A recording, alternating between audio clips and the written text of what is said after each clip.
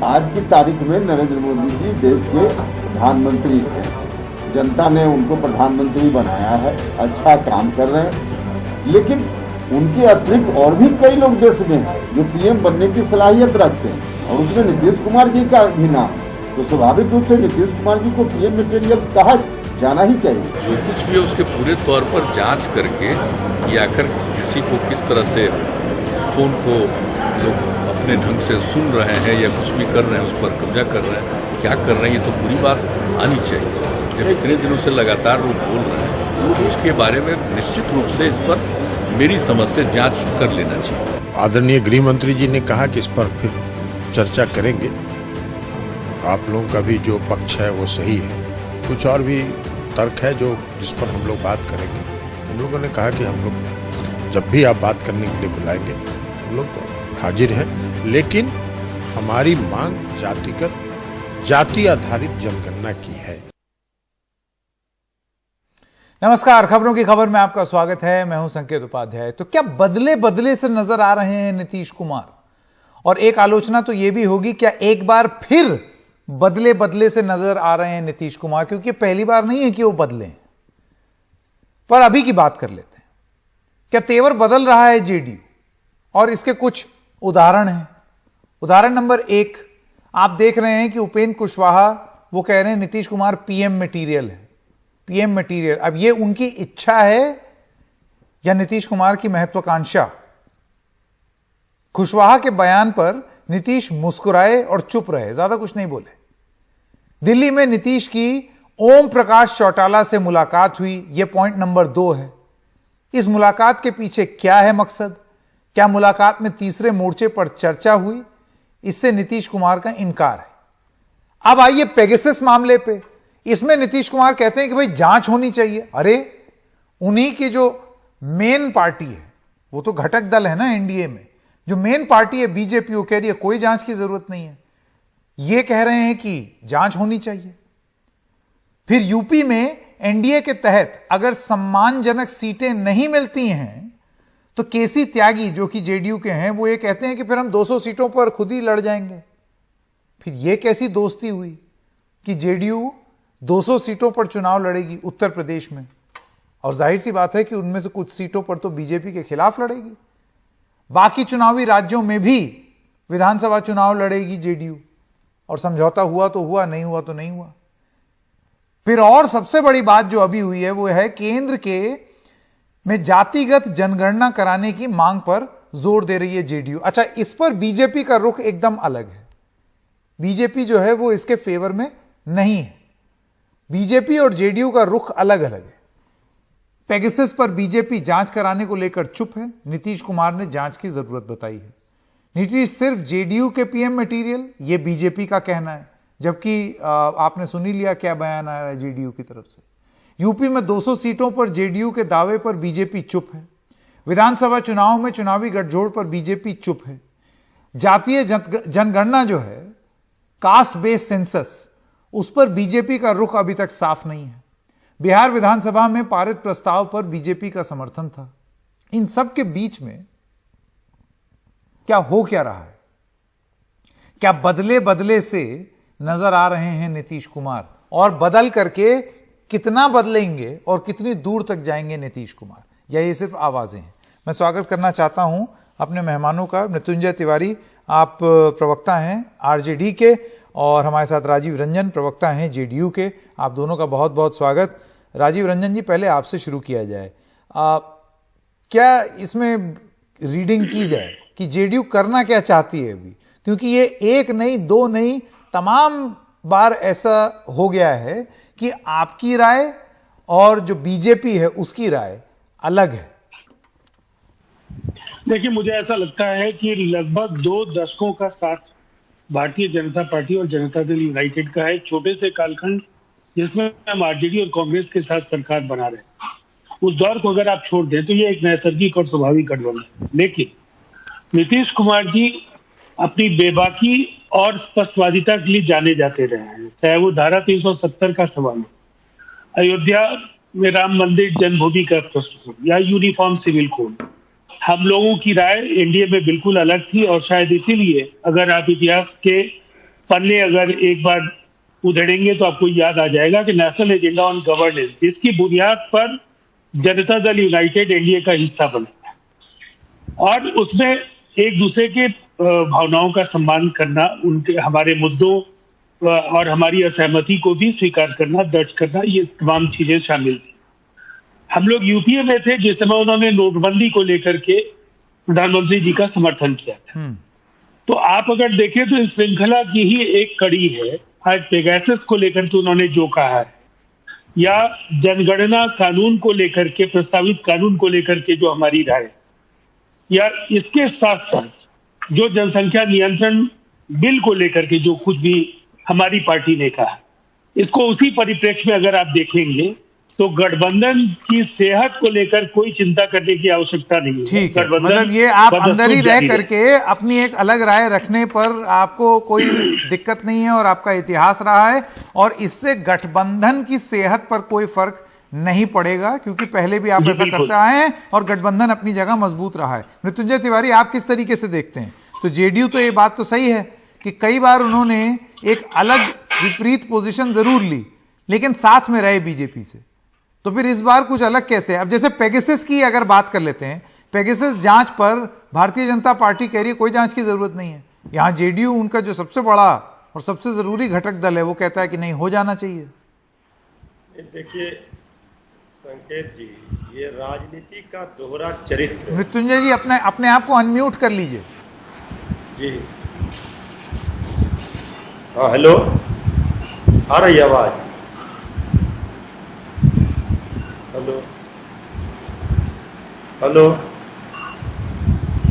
जी, आवाज आ रही है संकेत जी? जी मृत्युंजय जी बोलिए। कि ये राजनीति का दोहरा चरित्र देखने के लिए जेडीयू का लगातार मिलता है। इसलिए कहा जाता है कि पलटी मार राजनीति जनता देखती है। अब जनता ये पसंद नहीं करती। आप अगर बीजेपी के सहयोगी हैं, केंद्र में भी सरकार में शामिल है और बिहार में भी बीजेपी की कृपा से, अनुकंपा पर मुख्यमंत्री है, और आप बीजेपी से अलग राय रख रहे हैं सिर्फ दिखावे के लिए, या तो बीजेपी आपकी मांग नहीं सुन रही है, कोई बात को तवज्जो नहीं दे रही है, आप हर बीजेपी से अपना स्टैंड अलग रख रहे हैं। इसका मतलब है गुड़ खाएं और गुलगुल्ले से परहेज, ये नहीं चलेगा संकेत। आपको या तो बीजेपी का साथ छोड़ना होगा।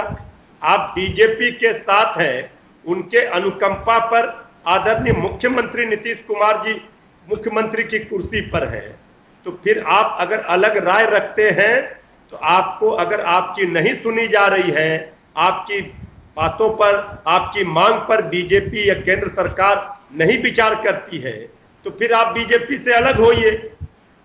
ये बात आपको करना होगा, नहीं तो जनता देख रही है आपका ये डबल स्टैंडर्ड की राजनीति, इससे जनता ऊब चुकी है। इसलिए हम लोग कहते हैं ये पलटी मार राजनीति अब नहीं चलने वाली। राजीव रंजन जी, आप जवाब देंगे? जरूर जवाब दूंगा। मुझे हैरत है, अगर आप कभी भी आरजेडी के नेताओं को सुन लीजिए तो आपको अलग से फिर से प्रतिक्रिया लेने की जरूरत नहीं है। एक रिकॉर्डेड इंटरव्यू इनका रखिए और हर जगह आपको यही बयान इनको दोहराते हुए आप देखें। शायद ये गठबंधन धर्म को समझ ही नहीं पाते हैं। इनका अर्थ है गठबंधन में आईआरसीटीसी में नामित हो जाए, आपके साथ हमें रहना चाहिए। आप जनता से साथ निश्चय की बात करके आए, यहाँ एक परिवार के गुनाहों पर पर्दा डालने के लिए गठबंधन के को बतौर कवच आप इस्तेमाल करें। अगर गठबंधन धर्म यही है तो नीतीश कुमार जी ने बहुत पहले इससे तौबा की और उन्होंने बिल्कुल सही फैसला किया, इसलिए कि उन्होंने जन भावनाओं का सम्मान किया। जनादेश, कभी आपको सीटें कम आती हैं, कभी ज्यादा आती हैं, लेकिन हमारे पास 2010 में जो आपकी 26 सीटें थी, उससे ज्यादा आज भी सीटें अहमियत की जाएगी। और इसीलिए इस तरह की बातों को कह करके हताशा और बौखलाहट मत दिखाइए। नहीं, लेकिन राजीव जी मुझे ये बताइए, राजीव जी मुझे ये बताइए कि आप सिर्फ अगर ये बोल दें कि भाई हमें ऐसे लगता है, ऐसा होना चाहिए, और फिर वो हो ना, तो फिर आपकी क्या साख? जैसे आप कहते हैं पेगासस पे जांच होनी चाहिए, नहीं हुई जी। पॉपुलेशन कंट्रोल कानून जो है वो नहीं आना चाहिए, यूपी में आ रहा है, अब तो उत्तराखंड में भी आने वाला है। तो आपकी देखिए, बोले हमारा आपने कोई पोजीशन ले ली, लेकिन उस पोजीशन पे कुछ खास हो नहीं रहा है, तो फिर आपकी नहीं, अलग देखिए। पोजीशन लेने से का फायदा क्या? नहीं, मुझे ऐसा लगता है कि आप अगर देखेंगे तो परिप्रेक्ष्य भी स्पष्ट हो जाएगा। लोकतंत्र में अपनी बातें कहने के लिए संसद एक फोरम है, चाहे आप बहिर्गमन करके अपनी बात रखते हैं, आप संसदीय दल में आप अपनी असहमति दर्ज करते हैं, जिनके पास बड़ी संख्या में जनादेश जनता ने दिया है, अगर वो कोई बात अपनी ओर से रख रहे हैं तो हम अपनी ओर से असहमति ही दर्ज कर सकते हैं। और असहमति दर्ज करने के अंतिम विकल्प के तौर पर किसी गठबंधन से बाहर जाना और ऐसे लोगों के साथ जाना जिनके नक्श से लेकर के शिख तक भ्रष्टाचार में डूबे हुए हैं, वंशवाद जिनकी पहचान है, जो इनकी यूएसपी है, तो कम से कम इस दलदल में जाने से बेहतर अपनी बातें मुखर होकर के रखना और उन पर दबाव बनाना कि वो हमारी बातें मान ले, वो ज्यादा बेहतर रणनीति है। अब एक और ये जनता इसी चौटाला जी रणनीति से को जो पसंद आपकी करती बैठक है, उसके पीछे का जी। मकसद आप जानते हैं कि चौटाला जी की पार्टी में से टूट करके छिटक करके आए दुष्यंत चौटाला के साथ बीजेपी सत्ता में है, लेकिन नीतीश कुमार ओम प्रकाश चौटाला के साथ दिखते हैं। ये कैसा जातीय समीकरण है या क्या मैथ्स है, जरा अगर आप समझा दें, क्योंकि मुझे एक दूर से बात तो एक बताइए, खिचड़ी लगती है सर। देखिए, जाति धर्म संप्रदाय अगर भारतीय लोकतंत्र में इसके अस्तित्व को कोई नकारता है तो मुझे लगता है इससे बड़ा कोरा पाखंड कुछ नहीं। जो लोग जाति आधार पर जनगणना के खिलाफ बोलते हैं वो भी जातियों के आधार पर आरक्षण देने के हामी हैं, वो पक्षधर हैं।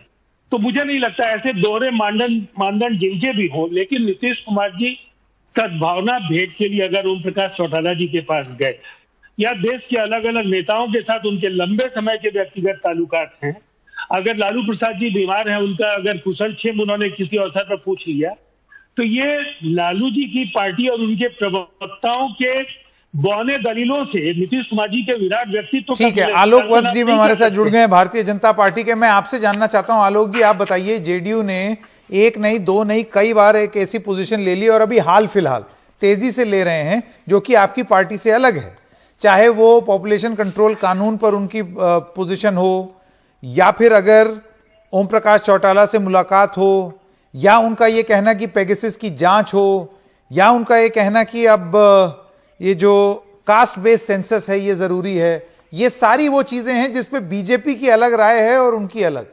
इसके क्या मायने निकाले जाएं? नीतीश जी समय समय पर स्टैंड बदलते रहे हैं। ये तो नरेंद्र मोदी जी का बड़प्पन है, भारतीय जनता पार्टी का भी बड़प्पन है कि 43 सीट के बावजूद हमने उनको चीफ मिनिस्टर पद पर स्थापित किया और हम अभी तक नहीं, बड़प्पन नहीं, ये तो बीजेपी कह रही थी आपका कमिटमेंट था। बड़प्पन तो तब होगा जब आप एहसान कर दें। सर बड़प्पन इसलिए कह रहा हूं कि कमिटमेंट के बावजूद जो जनता ने जो दिया आदेश, that was for BJP to be the chief minister, क्योंकि लोकतंत्र में जिसकी ज्यादा साहब आप होती तो है। लड़ाई लगवा देंगे बिहार यूनिट में? नहीं, बिहार यूनिट में मैं क्यों लड़ाई लगवाऊंगा? और क्या आप उत्तर प्रदेश के हैं, अभी वहां बिहार में लड़ाई हो जाएगी इस बात को लेकर के कि संकेत बड़प्पन क्या होता है? जी मैं बिहार का हूं। अच्छा, I am from Bihar. Okay. I think yes, I stay in Noida. That is a different issue. हाँ. But I am a complete Bihari. अच्छा, ठीक है। और नहीं, लेकिन इस ये जो तरीके अलग के- इस अलग तरीके के मत है 3-4 जदयू दिन का, की जो उस पर आप क्या development है, कहेंगे? Let me speak. 3-4 दिन की जो डेवलपमेंट है, चौटाला जी से मिलना, पेगासस पर बयान देना, जातीय आधार पर जनगणना की मांग करना, ये सब इंडिकेटर बहुत पॉजिटिव नोट पे नहीं जा रहे हैं। आखिर वो चाहते क्या, उनकी मंशा क्या है? फिर उनके दल के द्वारा एक आदमी उपेंद्र कुशवाहा जी जो हाल फिलहाल में आए हैं, जिन्होंने पूर्व में बयान दिया था कि नीतीश कुमार सारा काम कर रहे हैं मुझे बर्बाद करने के लिए। अब पीएम आज मटेरियल उनको है। नीतीश कुमार के अंदर प्राइम मिनिस्टर का चेहरा नजर आ रहा है, कभी ममता जी प्राइम मिनिस्टर का चेहरा बन जाती है। सन 1977 का विपक्षियों का मेल पूरा देश ने देखा है, पूरे देश ने जाना है किस तरीके के नहीं, तो ये तो मुझे ऐसे और उसका ये तो जदयू के लिए धमकी सी लग रही है। आज भी इनके पास राजीव रंजन जी, मैं आपके पास आना चाहता हूँ। दम नहीं है जी। आलोक वत्स जी की आपने बात सुनी, उनका एक कहना ये हमारा बड़प्पन है कि आप सरकार में टिके हुए हैं या आप नीतीश कुमार मुख्यमंत्री हैं और आप गलत राह पकड़ रहे हैं, रॉन्ग ट्रैक पर जा रहे हैं आप, रॉन्ग ट्रैक। नहीं, अब दोबारा एक ही बात को बार बार दोहराएंगे, उसकी आवश्यकता नहीं है। मैंने आलोक वत्स जी को सुन लिया है और मैं चाहता हूं कि मेरा जवाब आप ले लीजिए। हाँ, देखिए, सबसे पहली बात है, लोकतंत्र में कोई किसी पर एहसान नहीं करता। लोकतंत्र में बेमेल भी हो जाता है। आलोक वत्स जी, मैं चाहूंगा कि आप तमीज से बात कीजिए और अपनी बात आपने पूरी करी है, मेरी बात सुन लीजिए, मेरी सलाह है, आप सुन लीजिए। देखिए, सबसे पहली बात तो यह है कि भारतीय जनता पार्टी बिहार में शहरों की पार्टी थी। भारतीय जनता पार्टी को एक ऐसा चेहरा चाहिए था जो जन जन में लोकप्रिय हो, और वो कहीं ना कहीं आपके नेतृत्वकर्ता के रूप में अगर बिहार में जाए तो गठबंधन की स्वीकार्यता है। और नीतीश कुमार जी की सीटें कम कैसे हुई, ये भारतीय जनता पार्टी के भी नेताओं को पता है, और मैं उसकी गहराई में आलोक वत्स जी की तरह नहीं जाना चाहूंगा।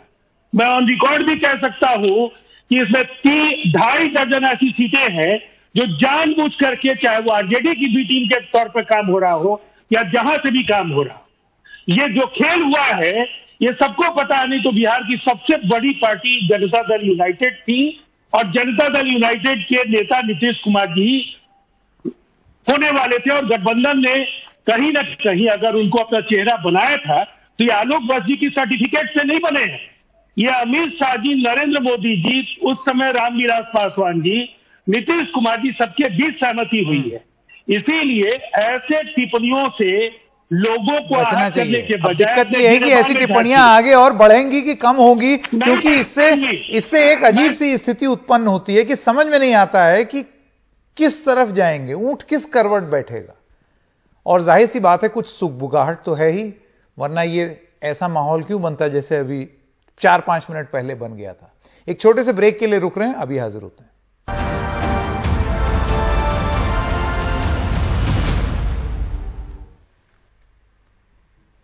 और बिहार के मुख्यमंत्री नीतीश कुमार ने कहा है कि पेगासस मामले की जांच होनी चाहिए। नीतीश बीजेपी के सहयोगी भी हैं और बीजेपी अभी तक पेगासस की जांच को लेकर हां नहीं कह रही है।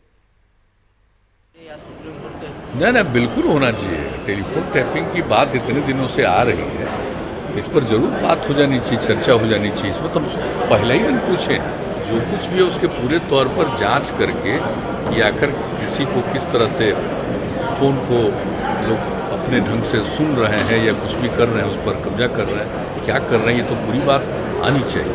जब इतने दिनों से लगातार लोग बोल रहे हैं तो उसके बारे में निश्चित रूप से इस पर मेरी समझ से जांच कर लेना चाहिए, ताकि जो भी सच्चाई हो सामने आ जाए।